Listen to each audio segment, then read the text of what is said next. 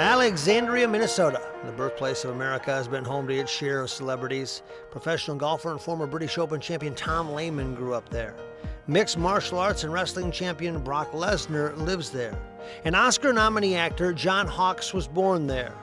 And then there are the Alexandria Aces. We like to represent Alexandria, Minnesota, because when we go to these places, they want to know about this place. They want to know, where are you guys from? Where can you be from where that can turn out so many stars is what they think. A lot depends if those benches are over here or if they're over here. The Aces are a basketball team, kind of kids between the ages of 5 and 12, but they aren't the average, ordinary group you'd expect. All right, let's get up. 22 years ago, the Aces began as a ball handling club. They have become a collection of kids that are taught how to be cool, calm, and confident, and able to handle the pressure of performing in front of thousands of people. We're the only club in the nation, the only team in the nation that does this type of thing, especially with the kids of this age.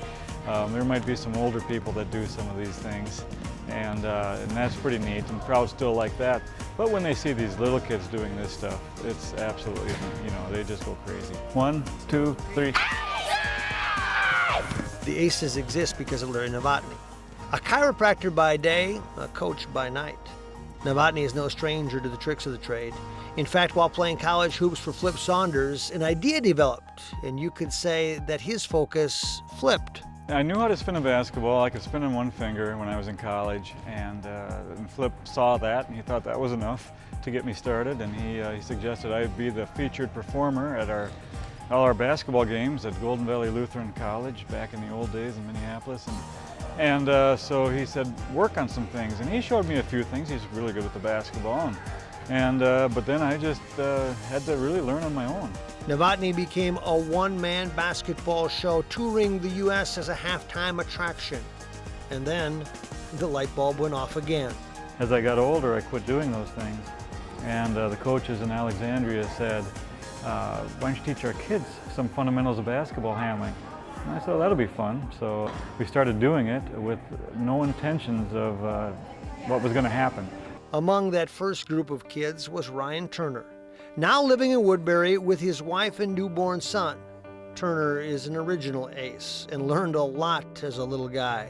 Basically what we did first was just like the more kind of technical kind of things of just, putting the ball behind your back and just dribbling around your legs and everything. And then he showed you the technique of throwing the ball up in the air and just putting it on your finger, just letting it spin for a couple seconds.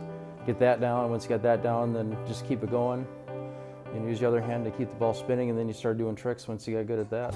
3, 2, 1, low. Yes, the tricks, they're always evolving. I have been blown away many times by these kids over the course of the years. Tricks that I did not think were humanly possible, they are doing. Thomas Anderson can make a basketball rotate while making himself rotate. Every once in a while at my house, I'll go in my basement and just mess around with my basketball, try new stuff. Michael Kuhn has put a whole new spin on doing a push-up. It took a lot of practice. Right when I started, I couldn't get it down, but then after I practiced a while, I kind of got it every time, and now I'm getting it. A finger isn't enough for Preston Bowden. He needs about 20 feet. It took me about a week to figure that out because getting it up straight can get difficult because it wobbles off the pole sometimes.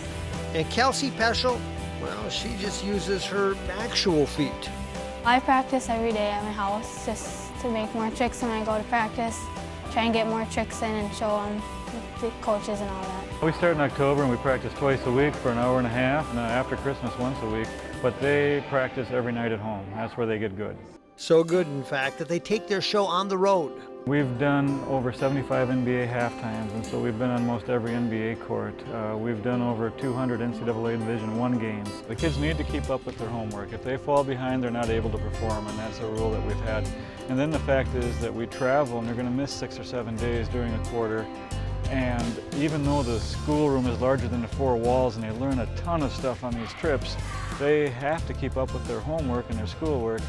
Our ticket to the big time came when one of the kids, about 3 years into it, said he went to a Timberwolves game and he saw the halftime show and he thought it was pathetic. And he wrote the Timberwolves. And he said, we've got a much better halftime than what you had that night. And they basically said, prove it. On this night, it was back to the big time. where the ticket was first taken. The Minnesota Timberwolves hosted the defending NBA champion Dallas Mavericks. As Kevin Love and Ricky Rubio put on their show, the Aces prepared for theirs, almost enlisting the help of, Just pass, okay? well, you know. Oh, this is kind of fun. Can you guys do the figure eight like this? Both hands, right? Or how about this one? You know I could play. When do I get to do halftime? But we all stood on the sidelines as the kids were front and center at Target Center, with hopes of pulling an ace or two out of their sleeves for over 17,000 people. It's a big stage, and you'd be surprised how nervous they are not. The larger the crowd, the easier it is. You just get a big rush, and it's just really fun knowing that everybody's watching you. Kind of makes me feel special. This makes me want to do more tricks and learn more. One thing we do teach them is that if they do make a mistake out there, is that we want them to try the trick again if there's time in the routine.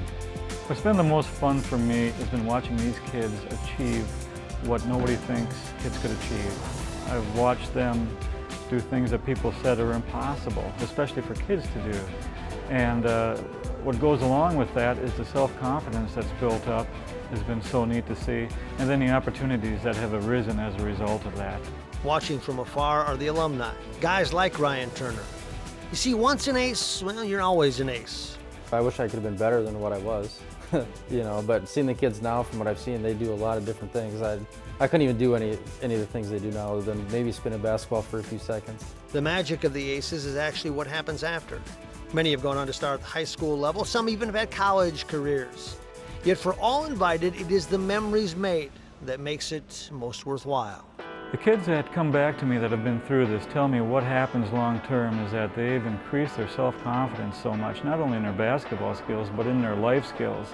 If they can stand in front of 15,000 people with a TV camera in their face at age 10, they can just about accomplish anything as they get older. We really feel that God has placed His hand on us and that He's blessed us through this time. And this is a great accomplishment, and I take a little bit of pride in that, but it's really the kids' work.